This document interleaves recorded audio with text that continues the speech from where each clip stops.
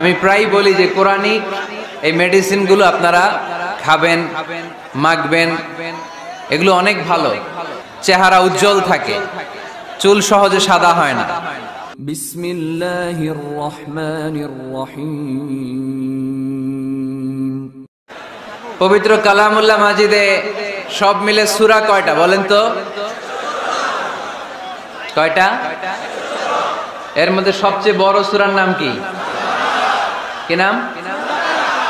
বাকারা। এই সূরা বাকারার মধ্যে সবচেয়ে শ্রেষ্ঠ একটা আয়াত আছে, ওই আয়াতের নাম কি?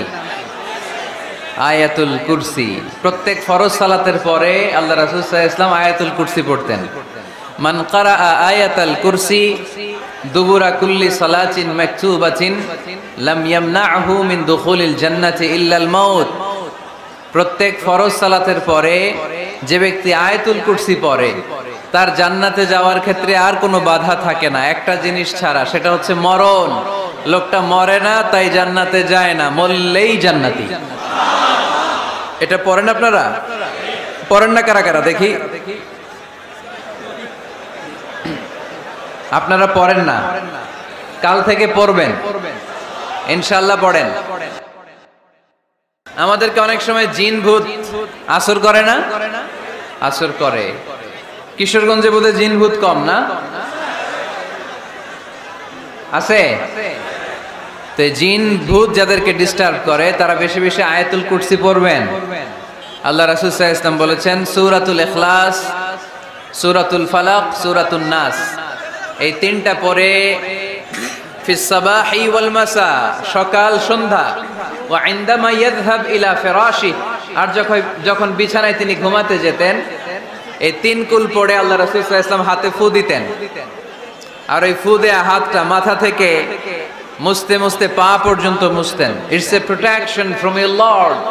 এটা আমাদের রবের পক্ষ থেকে একটা প্রোটেকশন। সুবহানাল্লাহ পড়েন।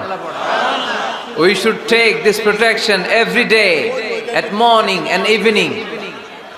শয়তানের ওয়াসওয়াসা থেকে, জিন ভূতের আসর থেকে বাঁচার জন্য এই প্রোটেকশন আমাদের নেওয়া দরকার।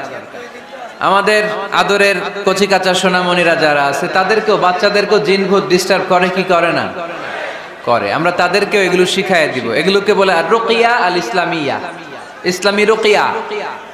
এই ঝাড়ফুঁক করা সুন্নাহ। আল্লাহ রাসূল সাল্লাল্লাহু আলাইহি ওয়াসাল্লাম নিজেও ঝাড়ফুঁক করতেন।